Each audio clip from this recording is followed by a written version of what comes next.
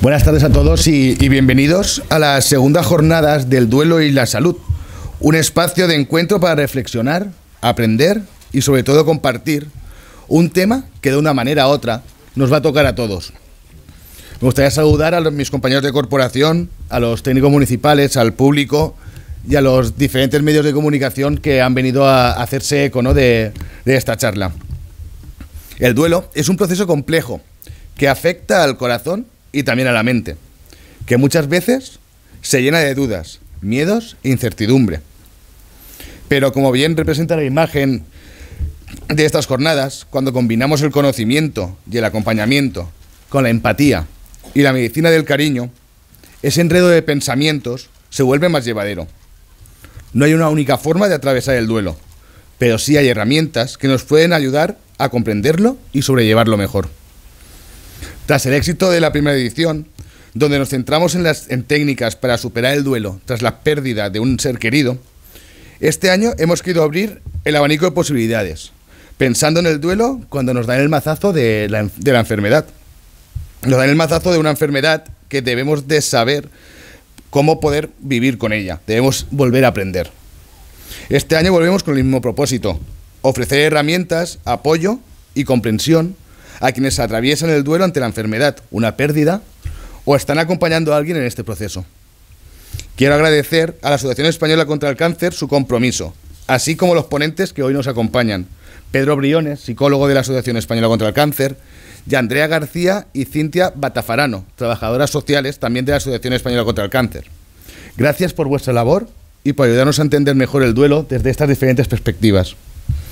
Desde el Ayuntamiento de Onda creemos en la importancia de hablar de estos temas, de ofrecer espacios donde compartir y aprender, porque el duelo no debe vivirse en silencio ni en soledad.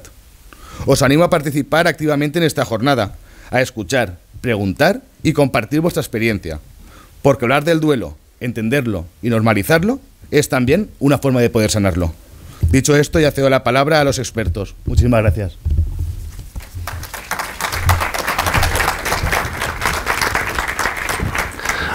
Buenas tardes, se escucha bien, entiendo. Muchísimas gracias al Ayuntamiento de Onda, concejales, gracias Raquel por siempre acordarte también y estar en esa precisión de los detalles que siempre has estado y siempre estás. Y a los asistentes, muchísimas gracias por acudir. Cuando se dio la oportunidad de realizar esta charla, que el Ayuntamiento pues enseguida pensó en nosotros, de hecho, pues enseguida Raquel se puso en contacto y un poco le ofrecimos una visión acerca de lo que podíamos dar, pero claro, enseguida comprendimos la necesidad que por jornada quería destacar como ha dicho el concejal, el mazazo, entre comillas, y sin comillas, cuando llega la noticia del impacto de la enfermedad, cuando llega al paciente, a la paciente y a la familia, porque es importante que abordemos esto como ámbito de todas las partes, esas dos partes, tanto pacientes como familiares, que son y están implicadas en el proceso de recuperación para con el proceso, como digo, para con la persona que está recién diagnosticada con la enfermedad de cáncer. Entonces, bueno, y voy a amoldarme a duelo, yo duelo lo voy a encajar y lo voy a referir mucho como reajuste, es decir, como decíamos, ¿qué ocurre en la persona y en las familiares directos cuando llega la noticia de padece usted, es diagnosticado con enfermedad oncológica? Entonces, la persona se ha de reajustar. Yo voy a hacer ese paralelismo porque es como varios o bastantes microduelos dentro de un duelo donde aparecen fases y donde se cronifica muchas veces en el tiempo, como vamos a ver.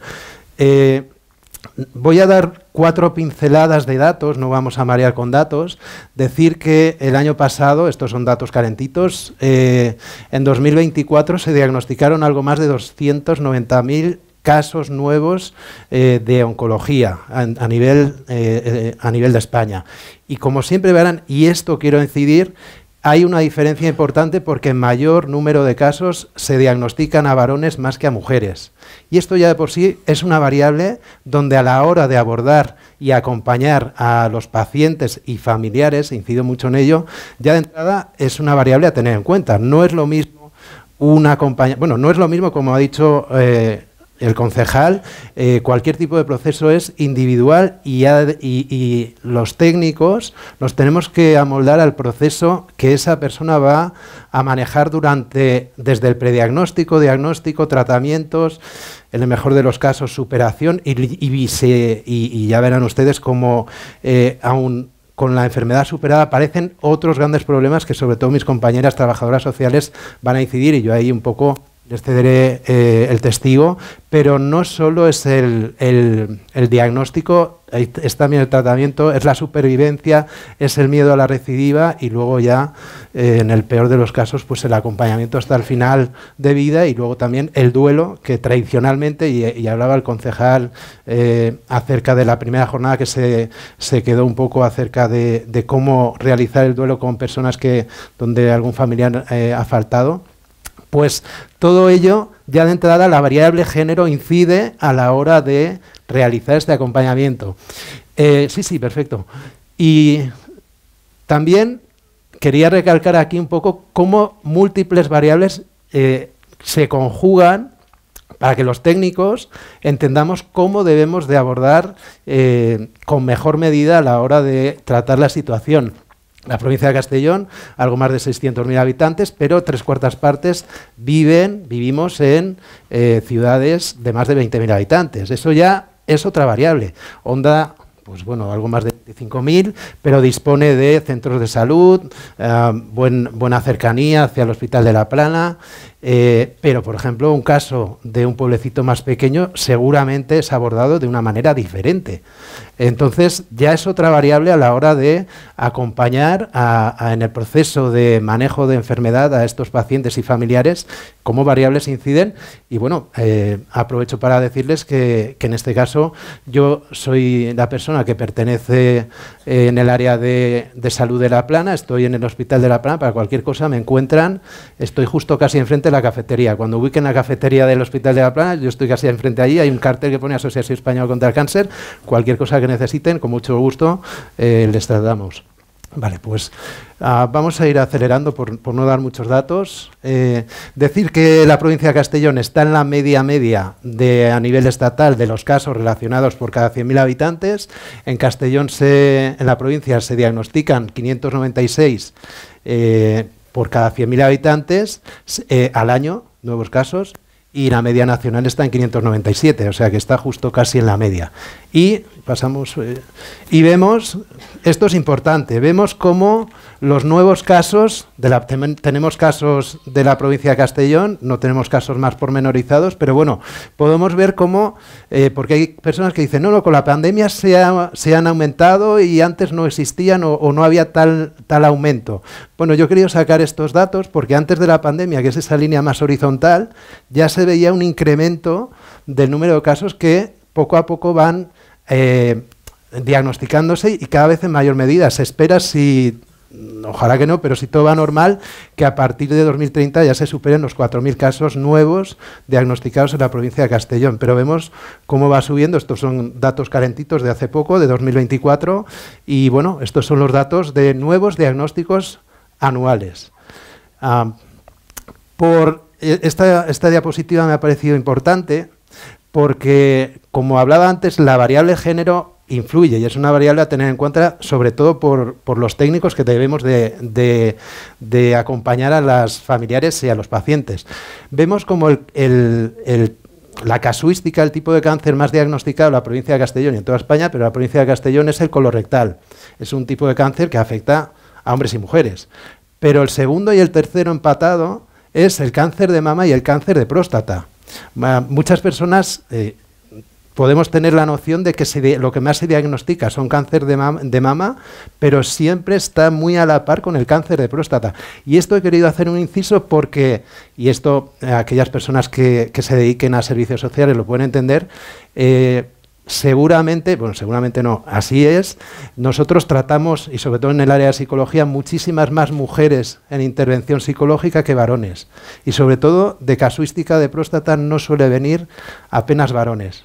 Esto ya, la variable sociocultural de varones de más 55-60, que es donde suele incidir en mayor medida, y de ahí para arriba el cáncer de próstata, ya es otra variable de peso que bloquea o lleva un freno de mano a la hora de que este varón pueda ser acompañado.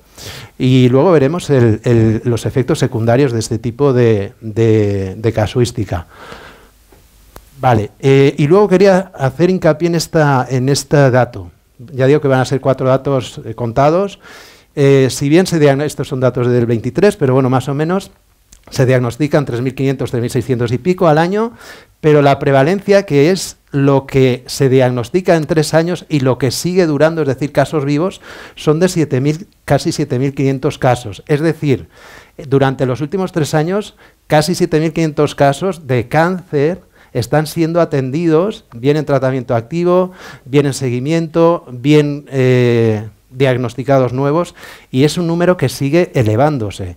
Y aquí lo digo porque este dato luego lo arrastraremos para ver cómo incide los nuevos casos que nos estamos dando cuenta, tanto en trabajo social como en psicología, que estamos teniendo una nueva casuística que está bien en el sentido de que cada vez más hay mayor índice de supervivencia, y eso obviamente es una fenomenal noticia. Ahora mismo está en torno a un 63, 62, 63% de los casos nuevos diagnosticados de cáncer. El 62, 63% son casos que van a estar en supervivencia. Pero a raíz de la supervivencia, que es la mejor de las noticias, aparecen otros datos. Y ya dejo un poco spoilers, y me sabe mal por mis compañeras, problemas a nivel laboral, problemas a nivel de familia, problemas a nivel de pareja, problemas emocionales, etcétera, etcétera, etcétera. Pero sobre todo los laborales, que un poco me imagino que mis compañeras incidirán, es algo que está aflorando muy mucho y luego se darán cuenta por qué. Vale, y luego el número de fallecidos, que es el concepto que tradicionalmente tenemos por duelo. Muchas veces cuando nos hablan o nos preguntan o tenemos la idea del concepto duelo, enseguida nos asalta a la mente el duelo por la falta, por la pérdida de un ser querido. Pues más o menos, y estos son datos del año pasado, o sea, del anterior, del 23, algo más de 1.400 personas fallecieron por enfermedad de cáncer. Y esto incide en las familiares y seres queridos, que es otro tipo de personas que atendemos. En la Asociación Española contra el Cáncer tenemos estos 3 pilares. Atendemos a pacientes en tratamiento activo o en seguimiento, familiares directos de pacientes en tratamiento activo o en seguimiento, o familiares de personas en duelo. ¿Vale? Voy a hacer rápido, bueno, un poco acerca de nosotros, esto va a ser lo más rápido. Pues bueno, trabajamos en salud, para educar en salud, para acompañar a personas. Estamos, sí, vamos a acelerar un poquito, y así, un poquito en lo anterior. Estamos en 110 localidades de las 135 que hay en la provincia de Castellón. Siempre en esas 110 localidades hay una representación activa de la Asociación Española contra el Cáncer, precisamente, casi que es la totalidad de las poblaciones, pero precisamente por eso mismo que les decía, no es lo mismo atender a una persona en Onda, en Vilarreal, en Castellón, que una persona que vive en un pueblecito del Sports o de cualquier sitio que está más aislada. Entonces la idea es poder, y ahora lo entenderán, llegar a todas las personas, ofrecerles el mismo tipo de recurso para que no se vean desamparadas. ¿Vale? Hay 3 pilares en la asociación, esto lo vamos a dar muy rápido. Informar y concienciar. Tenemos un área de prevención, donde una compañera acude a institutos, hace programas de deshabituación tabáquica, de exposición al sol, hay que tener ciertos cuidados, etcétera. Tenemos el área de apoyo y acompañamiento, que es donde está trabajo social y psicología. Y tenemos la fundación científica, que son el número de investigaciones que la asociación invierte en casi la totalidad de la recaudación que conlleva. Cuando vean ustedes las huchitas que saca la asociación o el pago de socio que hace, casi en la totalidad es para la fundación científica para realizar estos programas, y luego ya pues las actividades para que cualquier persona que acuda a la asociación, el coste de cualquier tratamiento, el coste de cualquier intervención sea 0. Y no tiene que estar porque es asociado ni nada. Ahora incidiré en ello. Sí. Orientación sanitaria. Hay un área que la persona puede pues preguntar acerca de alguna duda que tenga a nivel médico, se le responde ipso facto, hay un teléfono gratuito que al otro lado a nivel médico desde una centralita se le puede orientar. Luego tenemos programas de logopedia en Castellón que atiende a toda la provincia, programas de fisioterapia, programas de nutrición, todo ello, creo que ahora se oye, todo ello desinteresado y gratuito. Como no puede ser de otra manera, ya digo, a coste cero, incluso no tiene la persona por qué ser socia. Y luego, pues atención psicológica, que ahora incidiré, atención social, que mis compañeras incidirán, y acompañamiento, que son las voluntarias y voluntarios que llevan el peso de esta asociación. Sin ellas y sin ellos, pues sería inviable. Hacen acompañamiento telefónico en el Hospital de La Plana, en cualquier hospital, etcétera, etcétera. Y bueno, pues que sepan ustedes un poco acerca de cuáles son las bases de nuestra organización. A nivel psicológico, suelo decir, y por adelantar, hacemos terapia individual y grupal en función de casuística. Vamos a pasar y así adelantamos. Vale, y aquí un poco yo ya lo recojo y después de dar estos datos que pueden ser un poco farragosos o no, pero que ya un poco nos dejan ver por dónde estamos y cómo está el crecimiento de la enfermedad oncológica, lo llevamos al duelo. Duelo, etimológicamente, comparte significado con dolor. Un proceso de duelo duele. Un proceso de duelo duele. Duele en el sentido de que se experimenta de manera muy intensa y prolongado en el tiempo una serie de estadios emocionales, una serie de momentos de emociones que perduran en el tiempo y que además son muy extensas. Miedo, vergüenza, rabia, impotencia, pena, tristeza, sobre todo estas emociones que van conjugándose muchas veces y que además son de una intensidad muy alta, es lo que hace que la persona, ya digo, que puede ser el propio paciente o la propia paciente o los familiares directos, experimenten cuando entra en un proceso de duelo. Y un proceso de duelo es un proceso abrupto, que más o menos se puede prever en algunas ocasiones, pero es un proceso que llega por algo sobrevenido, ¿vale? Por ejemplo, por el dolor de una ruptura de una pareja, ambas partes probablemente, a lo mejor una parte siempre más que otra, necesita su proceso de duelo, sus procesos de duelo. Y proceso igual a tiempo. Y aquí los tiempos son indefinidos. Nadie sabe cuánto va a durar. Es verdad que luego mis compañeras hablarán de las típicas fases que se entienden por duelo. Yo no he querido entrar ahí. Pero el tiempo es indefinido y proceso igual a tiempo. Cada persona emplea sus procesos de reajuste, que ahora entraremos, y eso implica un tiempo a veces más prolongado, otras menos, y no hay dos procesos iguales habiendo un desencadenante parecido.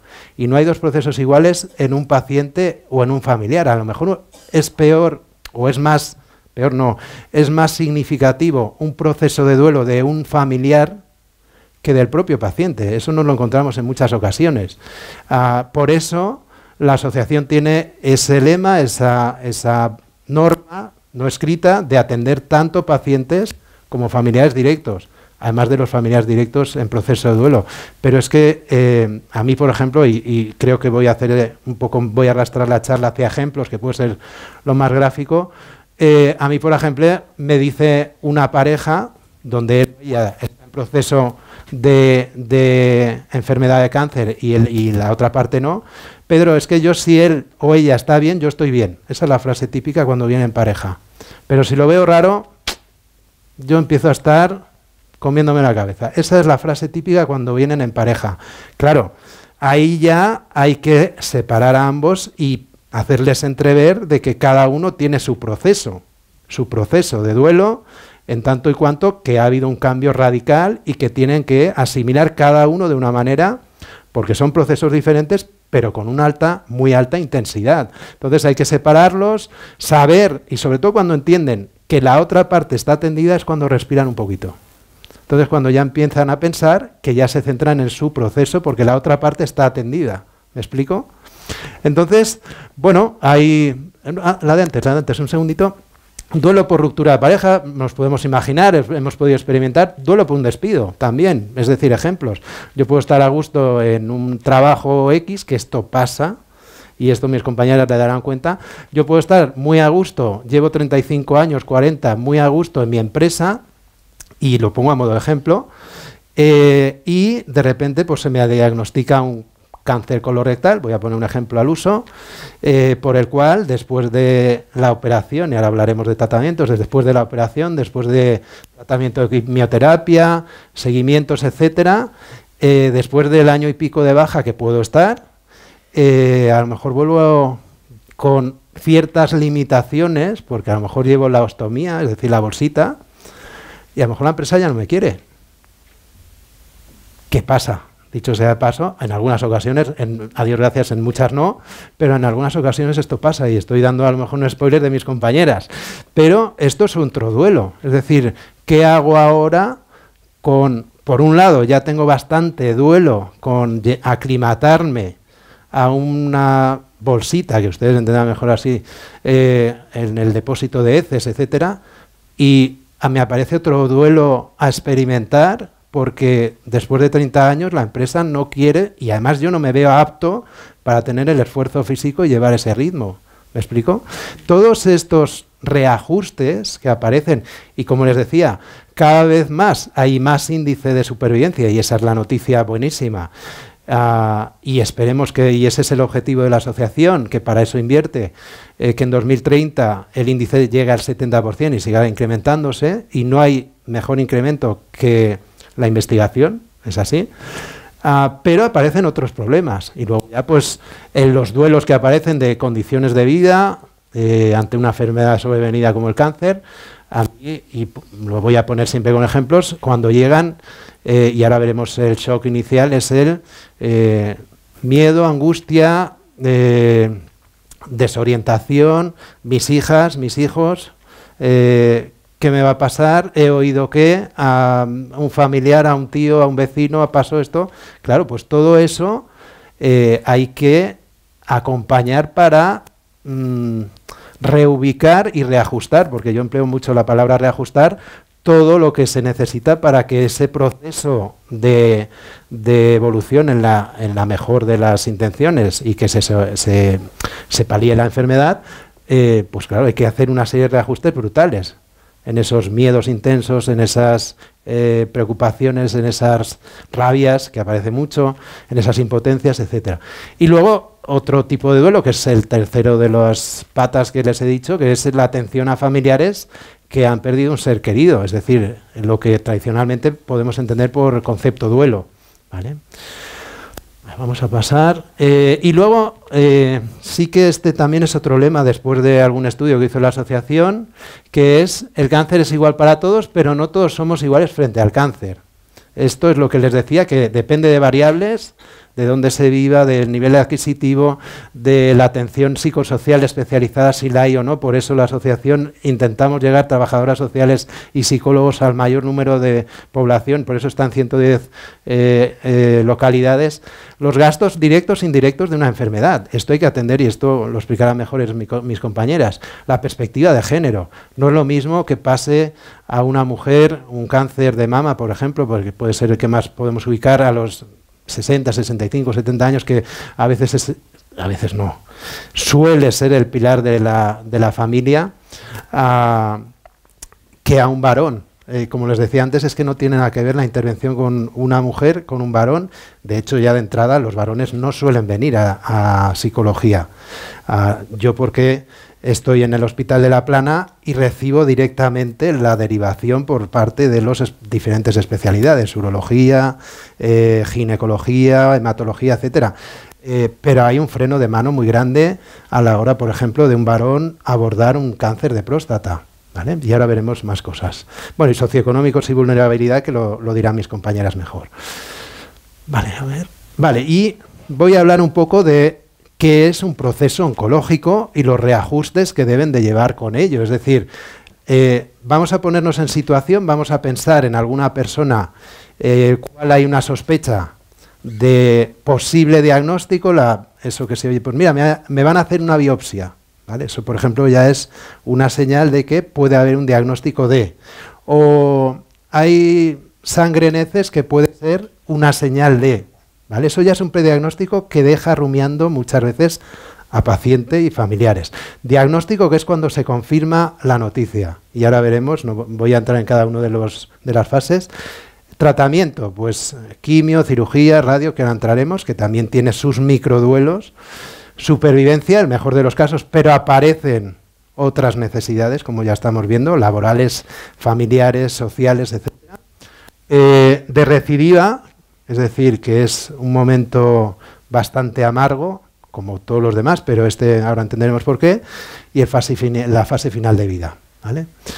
Pues cuando ya se legitima el diagnóstico, es decir, que cuando ya confirman la noticia a la persona, ahí yo siempre digo que el mundo se para. Ahí para la persona el mundo se le para. De hecho, cuando le dicen se ha confirmado la sospecha, hay un tumor de lo que sea, muchas veces la persona deja de escuchar. Deja de escuchar, a lo mejor entra en llanto, etcétera, y ya entra en shock, entra en bloqueo. El mundo se para esta persona y familiares. El mundo se para y ya hay que hacer un reajuste, un microduelo, que podemos llamarlo así, aunque no existe, pero un reajuste en el sentido de que esa persona debe de llegar, y estoy dando ya hacia dónde vamos, una aceptación, llegar a una aceptación de que el proceso inmediato que va a iniciar es un proceso intenso, porque los tratamientos son intensos, y ya me estoy anticipando, y por el cual ha escuchado en muchas ocasiones que en tal persona, en tal familiar, en tal vecina, en tal primo, etcétera, pues a lo mejor no ha habido un final esperado. Entonces ahí el mundo se para y enseguida aparece una intensidad emocional de miedo, sobre todo, de rabia, de impotencia, de porqués, búsqueda de respuestas, búsqueda de si yo no fumo, ¿por qué ha pasado esto? Si yo me cuido, ¿por qué ha pasado aquello? O al contrario, ¿ves? Te lo dije que no deberías de fumar. Es decir, un discurso personal, rumiante y además familiar con unas intensidades emocionales muy altas y donde, claro, se está esperando, en el mejor de los casos, pues que se inicie un tratamiento, porque es a lo que se acoge a la persona y familiares para que ese tratamiento sea el óptimo para la curación, ¿vale? Entonces, en ese proceso de adaptación, el paciente o la paciente necesita su reajuste, sus procesos de cambio. Tiene que acabar aceptando de que esto es así, porque si acepta, ya no lucha a nivel emocional. Es decir, la persona lucha en el sentido de que, ¿por qué me ha pasado a mí? ¿Qué rabia? Mis hijos son pequeños, ahora que me había jubilado. Esto es muy común, este tipo de pensamientos y de lenguajes entre la familia, y ahí hay una lucha interna. Entonces esa lucha interna, lejos de favorecer esa evolución de tratamiento, perjudica de manera importante. Entonces, cuando llega una aceptación, es cuando la persona se adapta y se amolda al proceso de recuperación, ¿vale? Vamos a pasar. La persona cuando acepta deja de luchar, y ya cuando acepta y interpreta su necesidad, lo primero que quiere es que empiece ya el tratamiento, el que sea, que me operen, que me pongan la quimio que sea, que tengo que ir a nuevas pruebas diagnósticas, lo que sea, pero cuanto antes mejor, cuanto antes mejor. Y a veces los ritmos de sanidad no son los mismos ritmos que la persona espera. Y esto es otro reajuste, porque nos estamos dando cuenta que hay mayor índice de enfermedad, hay mayores dificultades, y a veces las pruebas diagnósticas, TACs o PET-TAC, resonancias, etcétera, se demoran un poquito, unos días, alguna semana. Esto es un mundo, o a veces mucho. Esto es un mundo para la persona y familiares. El reajuste aquí todavía es más complicado, porque la persona está deseando que llegue ya ese momento de empezar su recuperación, y encima no llega. O sea, aquí lo que intento buscar son ejemplos para que sientan esa angustia que una persona puede encontrar en este proceso, porque es el día a día que nosotros encontramos, ¿eh? Vale, y entonces la persona, si acepta ese proceso como un proceso activo y no como una resignación. No es lo mismo aceptación que resignación. La aceptación es un proceso activo, la resignación es pues que hagan conmigo lo que quieran, aunque sigo luchando de por qué a mí, por qué tal. Hay que hacer un proceso activo de aceptación y la persona en ese momento, pues a lo mejor empieza a comer más sano. El sueño es una conducta que se ve altamente perjudicada, por ejemplo, y a lo mejor empieza a tener unas nuevas pautas que le ayudan a poder dormir mejor. A lo mejor algo de actividad física, algo de caminar, algo de vida social, comunicación. Es fundamental la comunicación entre familiares o vida social que le pueda distraer.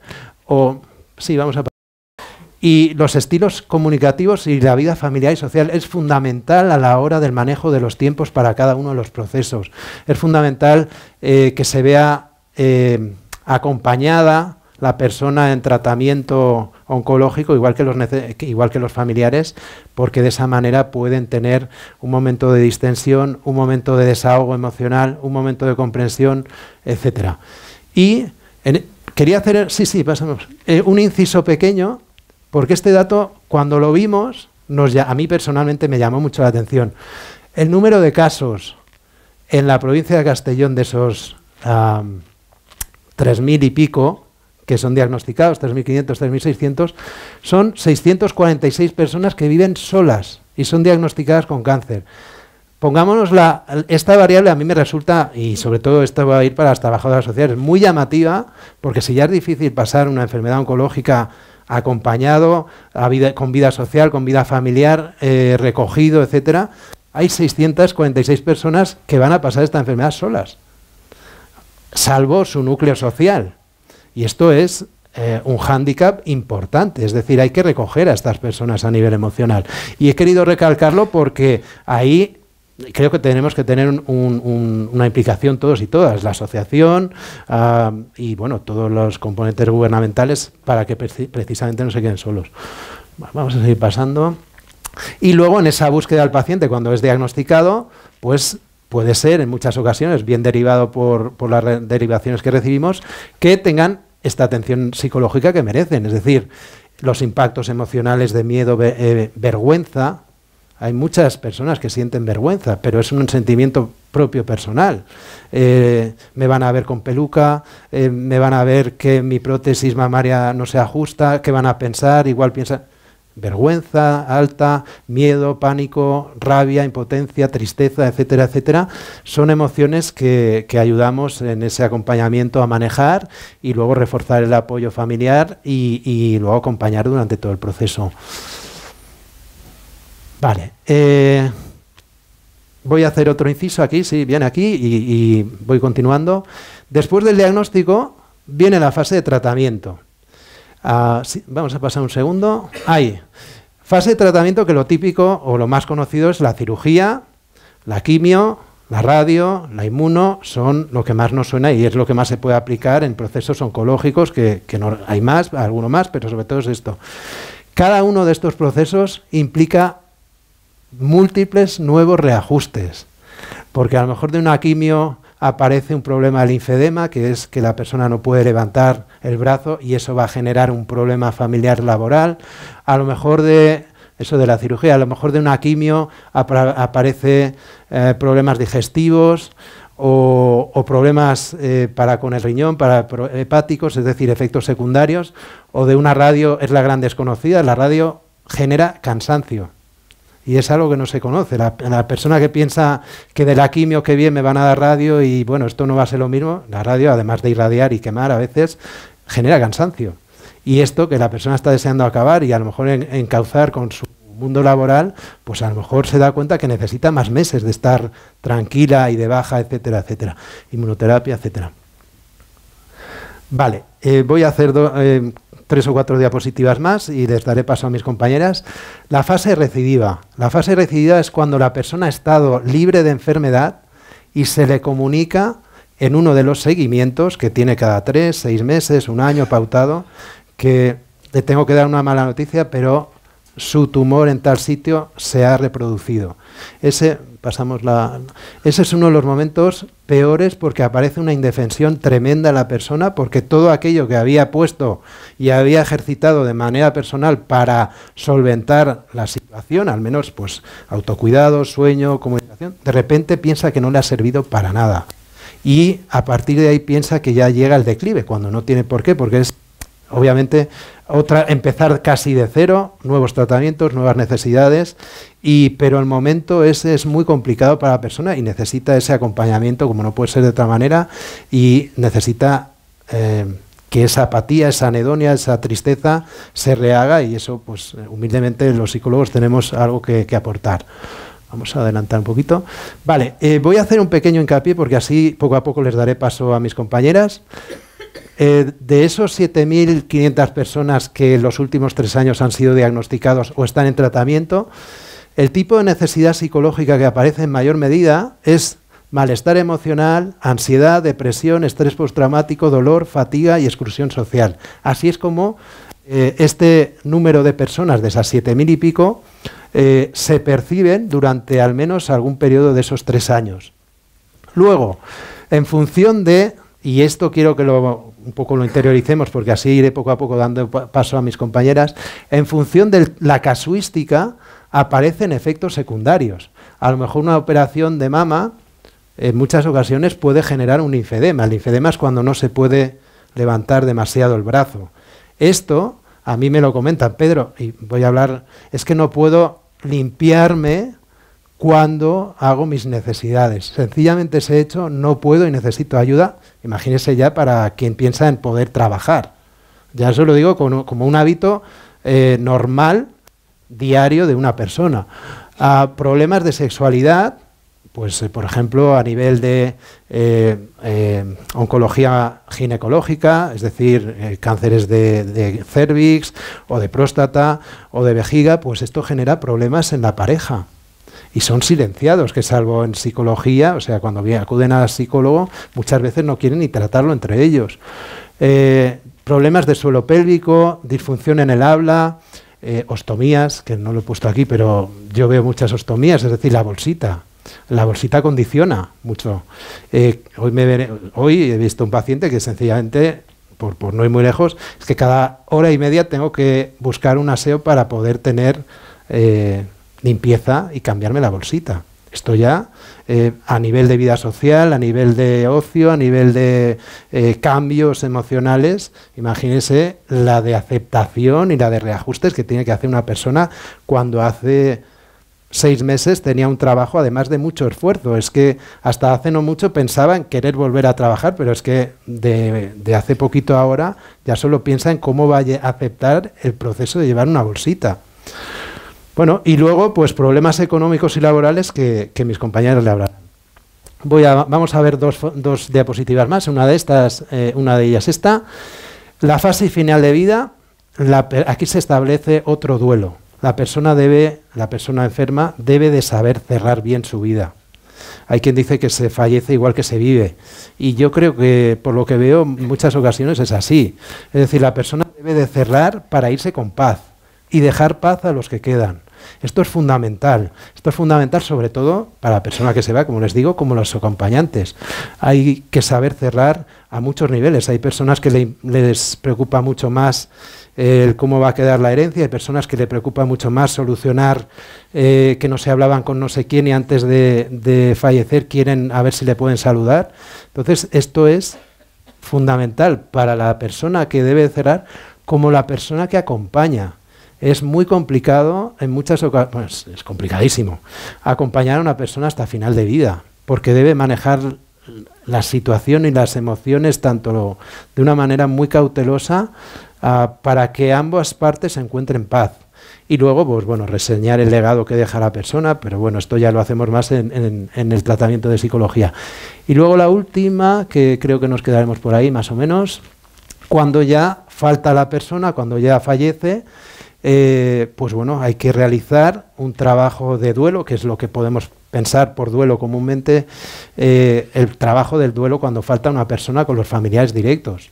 En muchas ocasiones, en todas las ocasiones, por decirlo así, ha habido un proceso durante semanas, meses, de deterioro en la persona que poquito a poco ha ido poniéndose peor, donde ahí se ha habido mucho desgaste a nivel emocional de los familiares y donde, por desgracia, ha habido una pérdida. Luego, inmediatamente hay que inmediatamente no, cada persona necesita sus procesos, pero hay que rehacerse a todo ese periodo de acompañamiento difícil que ha sido el final de vida, más lo que implica luego una nueva vida de reajustes, de reaprendizajes, de aprender. Yo siempre digo que hay que aprender a vivir con el vacío. Para la persona que queda hay que aprender a vivir con el vacío, que es complicadísimo. Es muy complicado aprender a vivir con el vacío.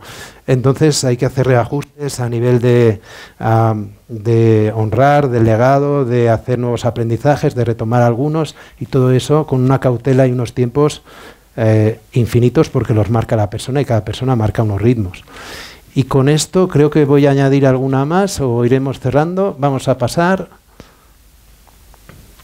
alguna más. Sí, porque iremos cerrando y os doy ya paso. ¿Alguna más? Vale, aquí, la última diapositiva. Esto me parecía importante para que un poco me lo llevo yo a mi terreno de psicología.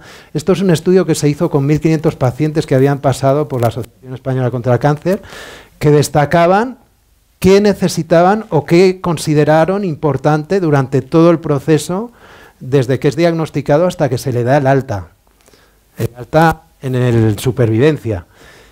A nivel de prediagnóstico, cuando hay una sospecha, lo que más demandaban los pacientes era atención psicológica, era lo que más valoraban, de que en ese momento de duda, incertidumbre, a ver qué me van a decir, y si, los famosos preguntas del y si, ahí lo que más pedían era una atención psicológica ipso facto, lo antes posible. Una vez se consolida el diagnóstico, lo que más pedían era información del pronóstico, pero también empatada con atención psicológica. Misma puntuación, puntuaban para ambas dos cosas. Una vez en pleno tratamiento, quimio, radio, cirugía, etcétera, etcétera, ahí bajaba un poco la atención psicológica porque querían saber consecuencias físicas y psicológicas, como estamos viendo, y una vez hay seguimientos, volvía a reincidir mucho la atención psicológica, porque ahí es, y ya acabo, cuando entran las dudas de podré volver, y allí ya un poco los dejo a mis compañeros, podré volver a trabajar de la manera que podía, y si tengo una baja y mi jefe me dice que no sé qué, ¿cómo le digo yo que no puedo emplearme como antes me empleaba? En el área íntima, ¿cómo podemos hacer que lo que sea? Es que tengo un seguimiento dentro de 3 meses y si me dicen que el índice tumoral ha subido o me ha subido y me tienen que hacer una nueva biopsia. Todo eso son acompañamientos que se siguen haciendo con una persona que se llama libre de enfermedad, pero que sus problemas no paran ahí. Y yo un poco les dejo con este acompañamiento para que veamos nuevas necesidades con mis compañeras trabajadoras sociales y luego, si quieren, al final podemos hacer un turno de palabra. Pues nada, muy amables.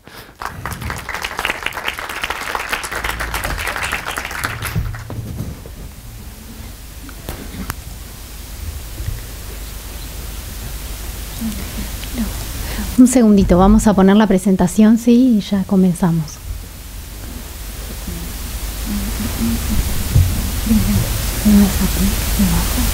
Es fundamental que se conozca la labor que hace la asociación, sí, para poder llegar cada vez más a más personas.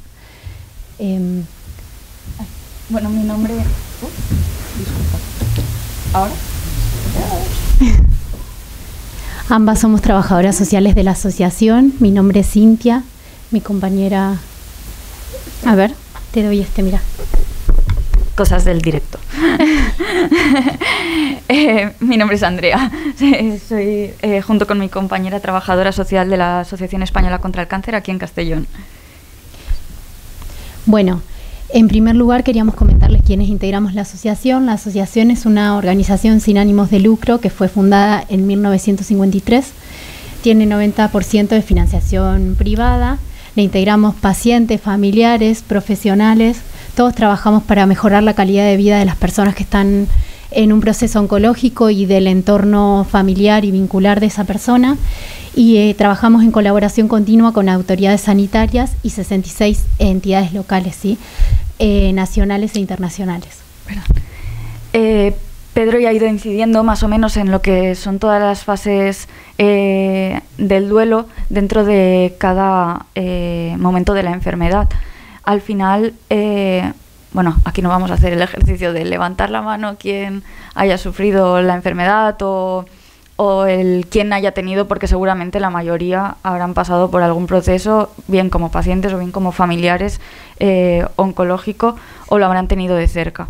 Pero ya pasar por procesos de duelo, yo diría que todos hemos pasado por algún momento, por alguna pérdida que nos ha producido ese dolor, que es lo que significa lo que ha dicho Pedro, el duelo.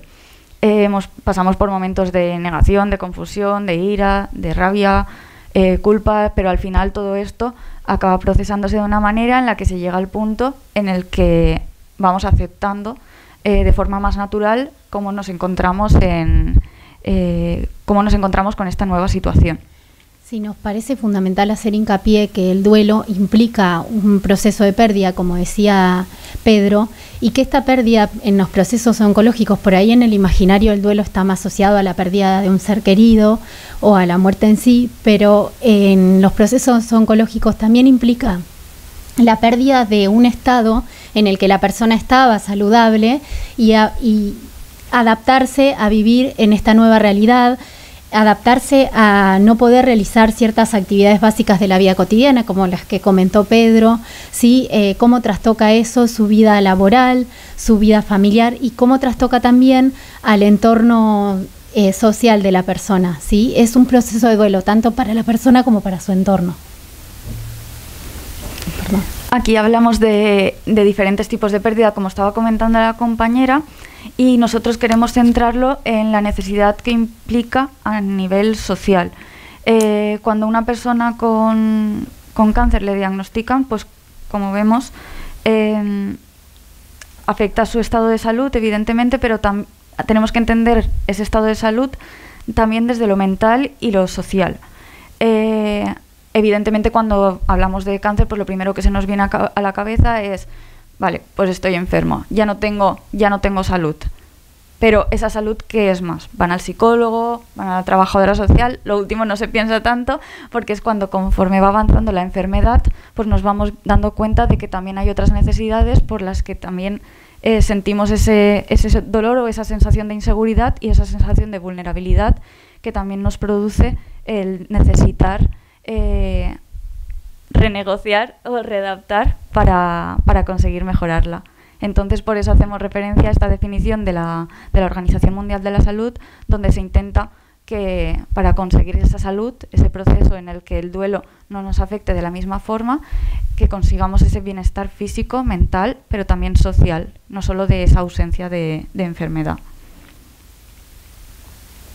Bueno, vamos a hablar de los determinantes sociales de la salud, porque como nosotras venimos diciendo, consideramos que la situación de enfermedad y el duelo en el proceso de la enfermedad está atravesado por un montón de situaciones, factores, sí, que inciden en cómo la persona y su entorno vive este proceso de duelo. Entonces, desde lo más macro, queríamos nombrar al gobierno, a las políticas macroeconómicas, al mercado de trabajo, a cómo los actores económicos y sociales, las políticas de Estado, sí, pueden incidir en el proceso de la persona, también la clase social. Los procesos oncológicos generan situaciones de disminución de ingresos, entonces, bueno, la clase social es fundamental. El género, que lo explicó Pedro, la edad, la etnia, sí, el territorio, que tiene que ver con dónde vive la persona para acceder a los tratamientos, y bueno, las condiciones de empleo y de trabajo. El cáncer es considerado como una enfermedad común, entonces esto también incide en la baja laboral y en la disminución de ingresos de la persona, en las prestaciones que puede solicitar. Al final, lo que tenemos que ver en estas situaciones es que, dependiendo de si eres paciente, si eres familiar, en el momento en el que diagnostican, en qué fase estás. No es lo mismo que te diagnostiquen y que sea un diagnóstico en la que la fase es poco avanzada y entonces veamos, vale, pues tenemos estas oportunidades. Nosotros nos vamos, como profesionales, nos vamos haciendo un mapa mental de lo que esta persona pues más o menos le va a poder ir surgiendo durante el proceso de la enfermedad, porque vemos también cuáles pueden ser esos ejes de desigualdad, como vemos aquí, que pueda tener esa persona. Pues No es lo mismo, a lo mejor, una mujer que, pues tradicionalmente, aquí hablamos ahora en términos generales, por favor, no penséis, ay, pero es que yo conozco, es verdad que todos conoceremos casos excepcionales, pero vamos a hablar de lo que es lo más general, y en ciertas edades donde se diagnostica, por ejemplo, un cáncer de mama, una mediana edad en la que actualmente pues venimos todavía de una situación en la que muchas mujeres se han dedicado a trabajos pues más bien precarios, medias jornadas para compaginarlo con el cuidado de los hijos, a lo mejor contratos temporales y demás, pues por ejemplo le sobreviene un cáncer de mama. Pues ¿cómo voy a poder seguir trabajando en el almacén de naranjas si ahora me han quitado el bulto, me han quitado los ganglios, tal, no podré hacer ejercicio? ¿Yo qué hago? Pues a lo mejor soy madre soltera, mis hijos dependen de mí. Bueno, aquí hay una serie de circunstancias que, aunque parezcan que son muy individuales, son bastante generales, y a nivel social pues ya nos hacen crearnos un mapa mental de lo que le va a poder suceder a esa persona, y entonces cómo le va a afectar a nivel de pérdida, de lo que a esa persona va a necesitar. Es decir, sí que es verdad que nosotros desde trabajo social acabamos viendo muchas veces la pérdida como una necesidad. Es decir, a esa persona se ha encontrado en una situación en la que ha tenido una serie de pérdidas, una serie de necesidades que a lo mejor hay que satisfacer, y entonces acuden a nuestra sede, a nuestra asociación, con esa necesidad, con esa demanda. Por lo tanto, estas se suelen acabar relacionando pues con el tema del empleo, bien pérdida del empleo, incapacidades, lo que implica esta incapacidad, lo que comenta la compañera, cómo afecta esto al poder seguir pagando el alquiler, a la vivienda, si esta persona vive lejos del hospital, no vive lejos del hospital, va a tener recursos para ir, tiene familiares que le puedan acompañar hasta el hospital, no los tiene, está en situación de soledad no deseada, o sí deseada, pero ahora mismo necesitaría tener un cuidador, aunque no sea una persona que se haya llegado a sentir sola a nivel emocional. Bueno, todo esto al final acaba incidiendo y hace que una persona pues llegue a necesitar de nuestra asociación y de nuestra atención social. Bueno, nosotros queríamos nombrar a apoyos tanto formales como informales, porque, como les explicaba, genera un impacto en la situación laboral de la persona, y esto también incide en las prestaciones que puede solicitar la persona, ¿sí? La incapacidad laboral también tiene que ver con los años de cotización que tiene la persona, si es una persona migrante, si no lo es, con la cuantía que puede recibir. Entonces también todo eso trastoca la situación y el proceso de duelo. Si puede solicitar el ingreso mínimo vital y móvil o alguna otra prestación familiar. Con la consellería trabajamos el tema de la discapacidad o la dependencia, que también hay factores que determinan que la persona la pueda solicitar o no. Con la sanidad tiene que ver con el reintegro de los gastos para poder asistir a los tratamientos. Servicios sociales, que bueno, es lo que hacemos. Y apoyos de red formal o informal, que es fundamental, digamos, para nosotras cuando atendemos a las personas y a su entorno, tener en cuenta las instituciones y las personas que son de referencia y que están acompañando estos procesos, ¿sí? Y bueno, nuestra asociación, que ahora vamos a ampliar un poquito más los servicios y la atención social.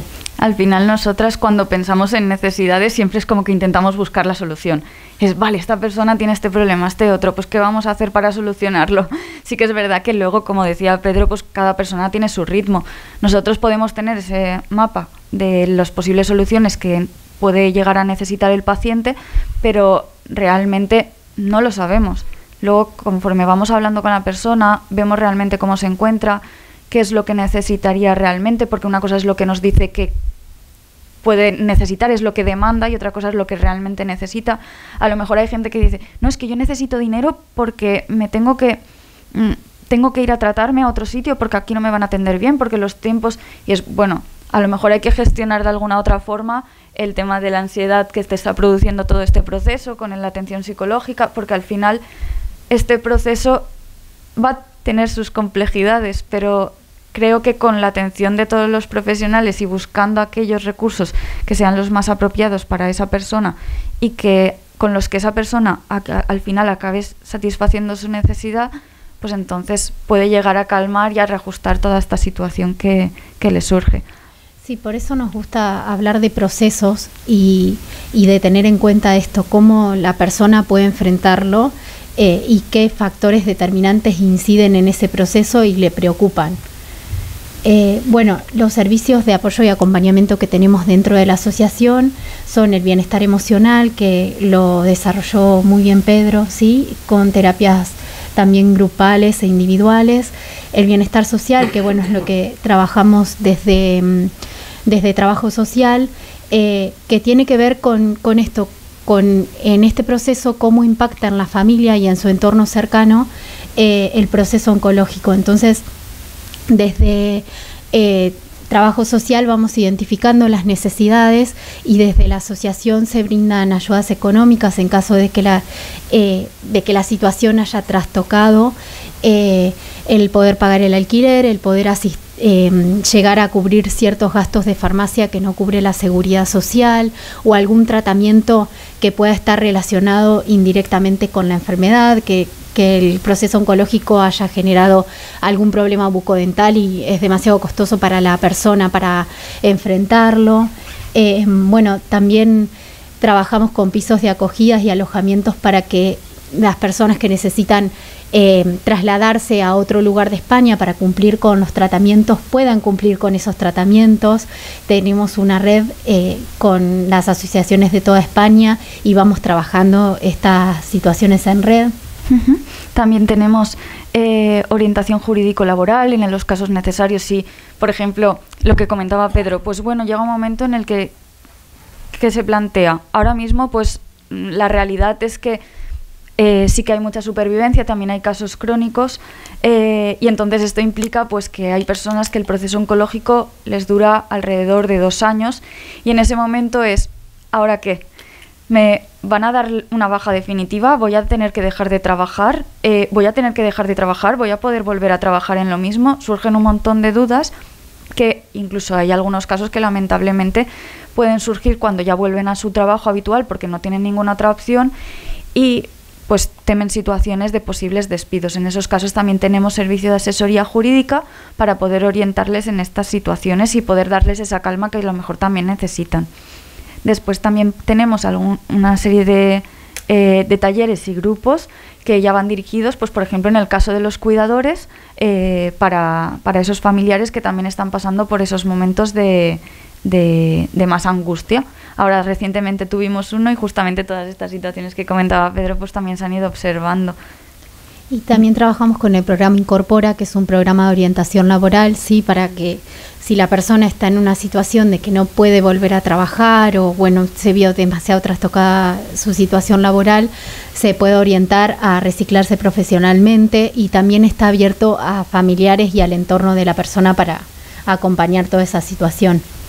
Por último, el bienestar físico, ya lo ha comentado Pedro, un poco los servicios que tenemos de atención médico-sanitaria para orientar acerca del tratamiento y del diagnóstico, terapia de deshabituación tabáquica como prevención, rutas saludables, fisioterapia, nutrición, logopedia en casos de laringectomizados y también algunos talleres dirigidos más a la autoestima, porque también es algo que nos surge. Nosotros prestamos el tema del material ortoprotésico y entre ellos pues las pelucas. Eso también es una de las cosas por las que mucha gente nos lleva a la asociación cuando sufren esa pérdida del cabello. Esa pérdida también se sufre como un duelo realmente, el tener que aceptar una vez te diagnostican que va a haber un cambio físico, una caída del cabello, que es lo que va a hacer que se visibilice el tema del cáncer, el que ya tengas que decirle a la gente tengo esto, o incluso tú aceptar ya porque ya te estás viendo cuáles son los efectos secundarios de esa enfermedad, va a hacer que pues llegues a pedir algún tipo de servicio de ese tipo. Pues nosotros tenemos préstamo de material ortoprotésico y entre ellos pelucas y también un servicio de estética oncológica con el que vamos a hacer talleres y en grupo se van a trabajar este tipo de este tipo de bienestar, ¿no? El mejorar esa autoestima a través de la estética.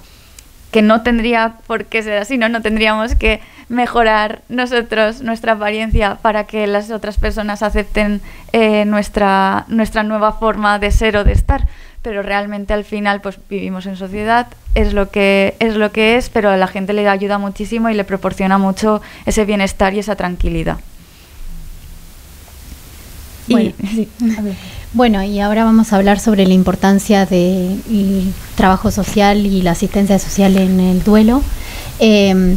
Como decíamos, el cáncer provoca pobreza en el 25% de los diagnósticos, ¿sí? Y la asociación desde su concepción y continuamente hace un llamamiento a las administraciones públicas para que pongan medidas sobre el impacto del cáncer y de la enfermedad en las personas, y por eso también se fomenta muchísimo la investigación desde la asociación y se destina dinero para ello, porque nos parece fundamental trabajar este aspecto y bueno, continuar reclamándolo para que se tomen medidas necesarias. Sobre todo en este caso, pues tomamos el acuerdo contra el cáncer, en el que recogimos firmas también, en el que todo está en proceso, porque al final las cosas de Palacio van despacio, pero intentamos que siempre se destine un mínimo de cantidad a la investigación oncológica por parte de las administraciones públicas. Aquí esto lo ha explicado Pedro, que hay diferentes aspectos en los que existe una inequidad en el cáncer, y nosotros vamos a incidir sobre todo en aquellos gastos directos e indirectos de la enfermedad y los indicadores socioeconómicos y de vulnerabilidad. Sí, bueno, existen los gastos directos, que por ahí son los que desde el imaginario nos vienen más a la cabeza, que tienen que ver con los gastos médicos, con los gastos globales, pero también los gastos no directos, que como decíamos hoy, el transporte para mantener los tratamientos, mantener una alimentación saludable también implica otros costos, ciertas cremas o ciertos medicamentos, inyecciones que no cubre la seguridad social, que son fundamentales para sostener los tratamientos y que son necesarios. Y bueno, el sistema sanitario cubre el 55% y los pacientes y familiares el 45%. Entonces ahí también se ve la inequidad y cómo se impacta en lo económico y en la situación socioeconómica de la persona y la familia. A esta situación se le llama toxicidad económica del cáncer, porque al final hace que personas, por estar en diferentes situaciones, tengan mayor o menor salud. Es decir, hay personas a los que, no me malinterpretéis, para todos es difícil el pasar por una enfermedad oncológica, pero sí que es verdad que hay determinadas circunstancias en las que se puede hacer ese proceso un poquito más fácil o ese proceso un poquito más difícil. Entonces, cuanto más tienen que asumir esas familias, más difícil va a ser esa situación a nivel económico. Hay personas que ya vienen de situaciones un poquito más difíciles, por lo tanto se acaban encontrando en situaciones de mayor vulnerabilidad y pueden llegar a necesitar incluso ayudas económicas nuestras, y hay pacientes pues que vienen más que nada por un tipo de orientación, aunque eso también les pueda suponer mucha angustia, el directamente no saber qué va a ser de su futuro, incluso si van al final a perder su estatus socioeconómico o sociolaboral. Claro, porque nos encontramos con pacientes y con familias que estaban llevando un ritmo de vida y que la enfermedad del cáncer trastoca todo esto. Por ejemplo, personas autónomas que por ahí ganaban mucho dinero pero estaban cotizando lo mínimo, y entonces la baja no es una cuantía muy grande, y eso hace que la vida familiar y el estatus, como dice mi compañera, se vea trastocado, o que de repente tienen los niños en colegios privados y se dificulta también el pago de las cuotas. Bueno, todas estas cuestiones que... Al final es mucha casuística y no todo el mundo, como lo que decíamos, ¿no? Lo del cáncer es igual para todos, pero no todos somos iguales frente al cáncer por estas situaciones.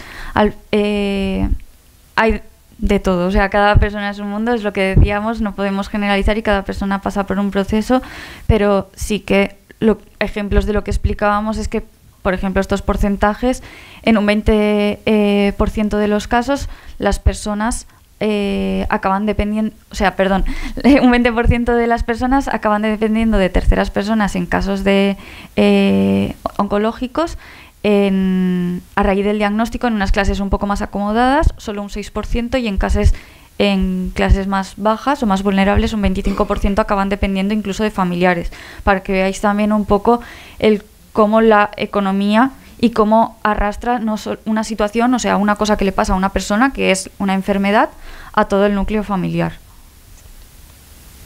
Bueno, los servicios más o menos sí, los hemos comentado. Sí, los hemos comentado. Ya los hemos comentado. Sí, los servicios, como ya los hemos comentado antes, para ir acelerando. Si duda, luego exacto. Preguntan.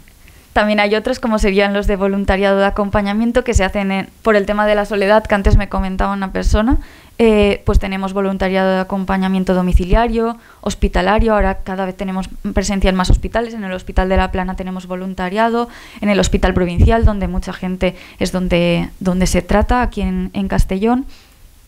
También para las necesidades básicas en el día a día, es decir, si necesitan que les acompañemos a dar un paseo o ir a hacer la compra, estas cosas las podemos hacer. No sustituimos un servicio de ayuda a domicilio, que es otro caso que también podríamos tratar con más detalle, porque también son situaciones que cada vez se dan más en el cáncer, que ahí ya llegaríamos a hablar de dependencias y cómo se valoran desde una perspectiva oncológica, que también es bastante complicado, y después también telefónico y por videollamada, para evitar estas situaciones también de soledad no deseada. Sí, también es importante destacar que nosotros tenemos un teléfono que es Infocáncer, que funciona a las 24 horas y es gratuito, y que se pueden solicitar atención con cualquiera de los servicios de la asociación, que bueno, les dimos la información en los folletos para que también las tengan y lo puedan tener en cuenta. Exacto, cualquier necesidad que puedan tener en relación con la enfermedad o con nuestros servicios, pues pueden llamar a este teléfono, que es gratuito, que está todos los días a todas horas, igual que todos nuestros servicios son gratuitos, y pueden contactar con nosotros si lo necesitan. Y ya está, en principio. Sí.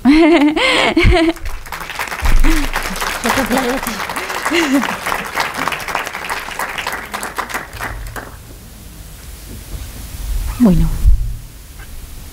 Si a bien quieren preguntar cualquier duda, cualquier sugerencia, cualquier necesidad, tenemos un micro que, bueno, pueden añadir, preguntar, significar cualquier cosa.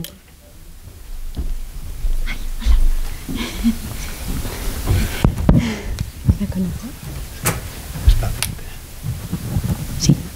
Hola, mira, soc Lidón i he passat un càncer de mama diagnosticat en el setembre del 22, i per a mi l'associació ha sigut una família més, perquè vaig estar molt desesperada, com molt bé ha explicat Pedro, que m'he sentit superidentificada en tot.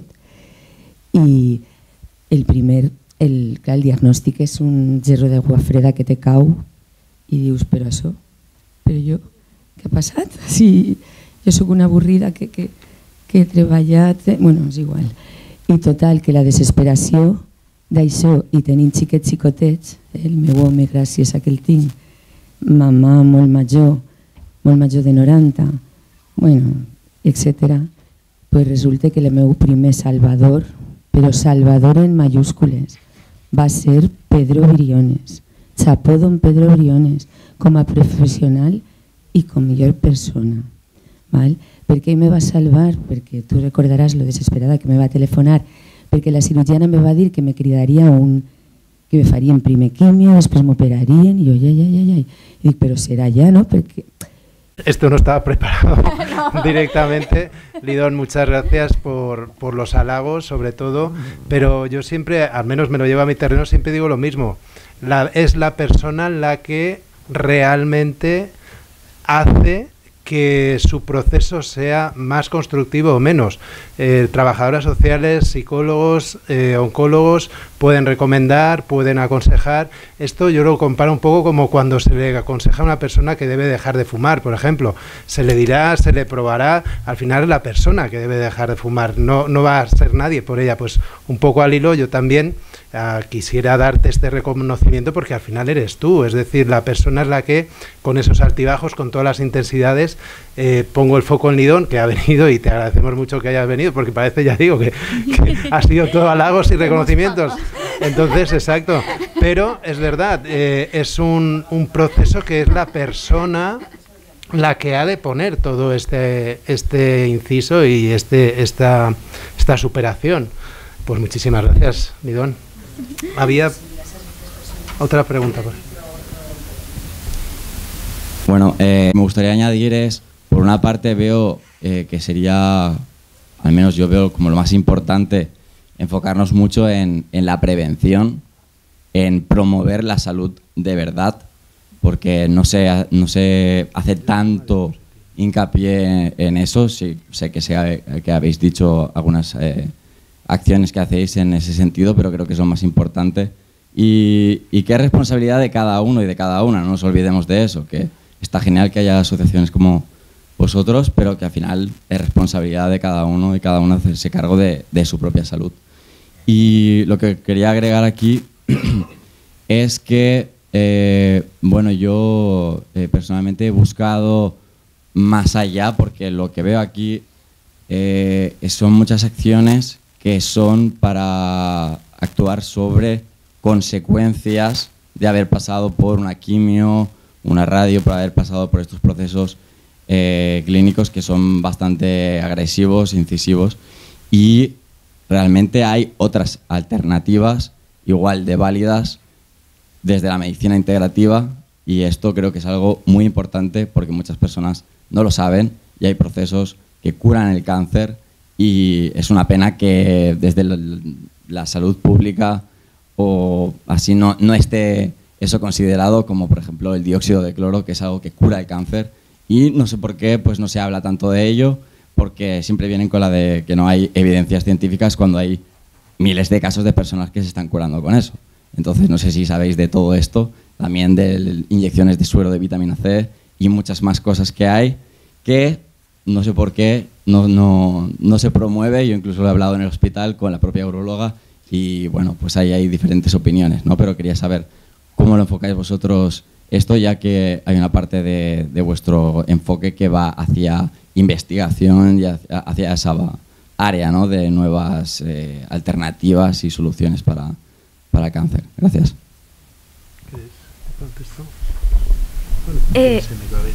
Perdón, como quieras.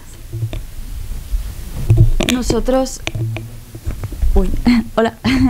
Nosotros desde la asociación sí que es verdad que a nivel de prevención sí que tenemos todo un área de prevención que justamente hoy no la hemos tratado tanto porque al final pues era sobre duelo en la enfermedad, pero si queréis justamente toda esta semana vamos a tener una serie de talleres, porque es la Semana de la Salud esta semana que viene, debido a que el día 7 es el Día Mundial de la Salud, y vamos a tratar de diferentes temas y sobre todo uno de ellos va a ser la prevención, que va a ser tanto a nivel de actividad física el lunes como el jueves por la tarde, sobre nutrición sobre todo.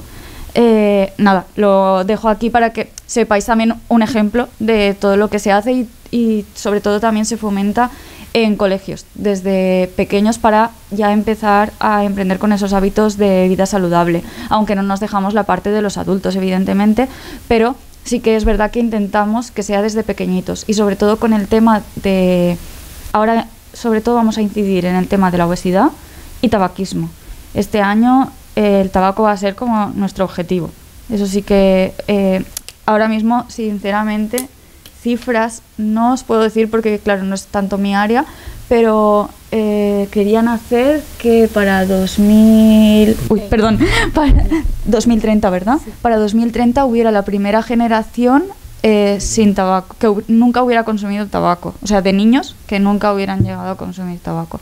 Es un objetivo muy, vamos, muy optimista, pero bueno, la idea es que se consiga ese objetivo, intentar tender hacia ahí.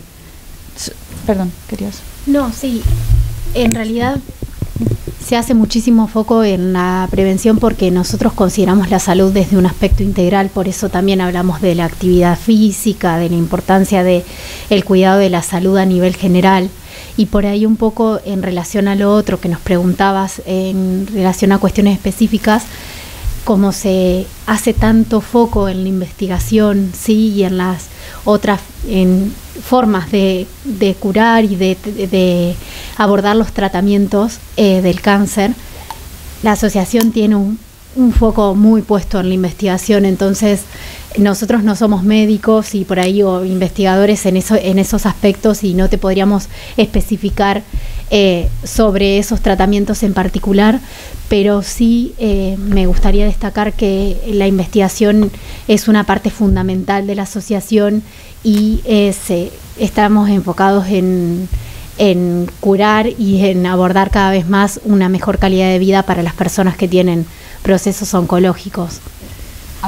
Sí. Y un poco en la parte final de tu reflexión, nosotros abordamos el método científico y es el que nos acogemos. Respetamos cualquier otro tipo de decisión que pueda tomar la persona, pero sí que podemos aconsejar que independientemente del tipo de tratamiento que quiera tomar, nosotros le vamos a recomendar el que nosotros tenemos. A partir de ahí hay alguna persona que decide otro tipo de intervención, es su voluntad y nada que decir. Siempre le vamos a añadir que sobre todo el que conocemos, el que sabemos y el que trabajamos a nivel sanitario no se lo deje y que pregunte cuán de probabilidad de combinar existe uno con otro.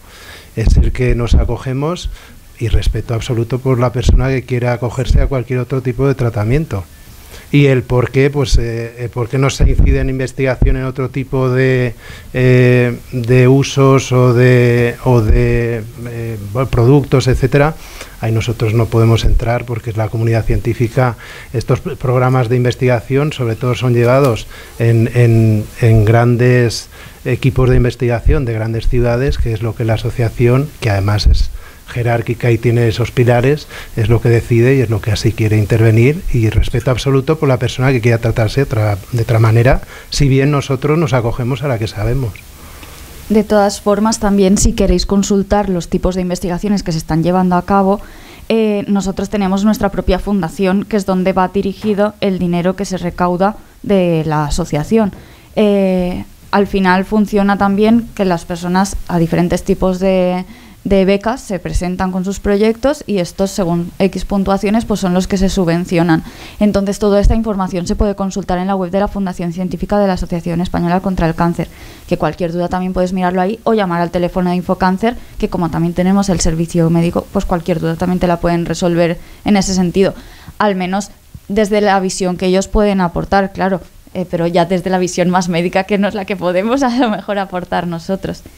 Igualmente por lo de la prevención que decíamos, aquí como ves también, por lo que decías, ¿no?, de las decisiones individuales que también se podrían tomar, pues entre un 30 y el 50% de los diagnósticos se pueden prevenir gracias a la detección precoz y a una vida saludable. O sea que sí que es una de las cosas en las que más incidimos en la asociación. Y por lo tanto en recursos económicos. Hay otra pregunta. Perdón, sí. Sí, hola, buenas tardes. Os hablo como acompañante de trasplantada de médula por síndrome mielodisplásico y como asociación os propondría que hicieseis un inciso en los hospitales porque la alimentación es pésima. Veo ahí que el coste global del cáncer son miles de millones y la comida se tira porque a los pacientes les dan de comer pésimamente. No hay un nutricionista que vaya y le diga, esta persona tiene que comer esto, esto o esto.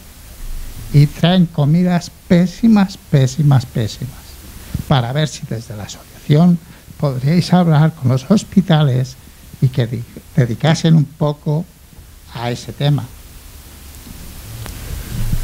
Bueno, si quieres.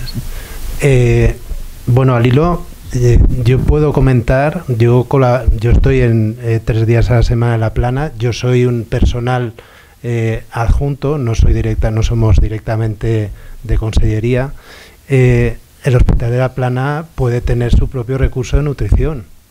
Es decir, nosotros no debemos de incidir en algo que ya existe. La asociación tiene además un recurso propio de nutrición para aquellos pacientes que hacen la consulta. Y el por qué se ofrece este tipo de alimentación, pues yo creo que es una pregunta más macro que a lo mejor no nos corresponde, que nosotros podemos tomar y recibimos el guante de un nivel más micro, como a nivel más pequeño o de más localización en otro tipo, pero bueno, lo podemos hacer trasladar y no hay ningún problema. Pero creo que probablemente este problema sea a otras escalas y a otras necesidades y a otro tipo de pues más gubernamental, que creo que habría que valorar. Pero bueno, si a mí personalmente me preguntan en la plana, lo puedo trasladar, no tengo ningún problema, pero no sé cuán de caso, y ahí es donde voy, me pueden llegar a hacer. Igualmente también todo ese tipo de situaciones en las que os encontráis en los hospitales, si tuvierais algún problema en la misma asociación o si tuvierais un problema en la administración pública o en una empresa privada donde acudáis a recibir un servicio, al final tenéis siempre un lugar donde hacer reclamaciones. Allí está pues atención al paciente, que cualquier situación que necesitéis reclamar podéis hacerlo. Siempre es a nivel individual, pero al final si es algo que es generalizado, pues tota pedra fa pared. Que si a todas las personas se encuentran en una situación así, pues al final es lo que hace que eso se cambie. De todas formas, sí que es verdad que aún así la asociación, con temas más macro, va recogiendo todo esto. No es el caso tan concreto como en un hospital aquí en Castellón, pero a nivel macro todas las demandas que se hacen, pues atrasos en el tema de reconocimientos de discapacidad, por ejemplo, hablo ya de nuestro caso, pues todo eso va recogiendo esas demandas de diferentes provincias y al final pues se toman decisiones desde un departamento ya incluso de incidencia política, pero quiero decir que todas esas cosas, esas reflexiones que nos hacen los pacientes cuando acuden y eso las recogemos, pero sí que es verdad que también hay que saber dirigirlas a donde pueden atenderlas, que sería en el mismo hospital. Ahí sí que es verdad que igualmente hay que intentarlo, que es lo que desde la asociación se hace lo que se puede en todo caso, hasta donde llegamos, porque al final lo que nosotros hacemos es llegar a cubrir lo que no se puede llegar a cubrir a lo mejor desde la administración pública. Damos, claro. Es como un poco subsidiario, es decir, pues los médicos se encargan de curar, nosotros estamos aquí para atender la parte psicológica, la parte social, todo orientar en dónde podéis hacer ese tipo de reclamación, pero luego ya a lo mejor atender eso como mucho, pues ofreciendo nuestro servicio de orientación nutricional para saber un poco por dónde dirigir ya cuando no es una necesidad nutricional específica ya, pues por ejemplo un cáncer de estómago que necesita a lo mejor X tipo de batidos, tal, que ya están los nutricionistas del hospital, sino orientaciones a nivel ya nutricional. Orientación es lo que podemos ofrecer nosotros para que sepáis lo que existe. Gracias. ¿Alguna pregunta más? ¿Tienen?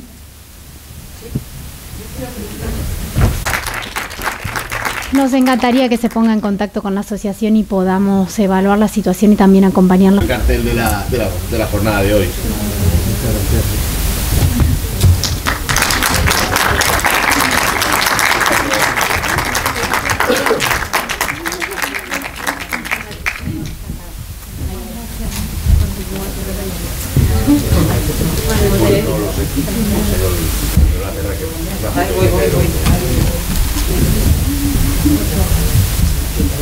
Estoy acostumbrada yo. No, quiero decir que pensaba que había fotógrafos. Sí,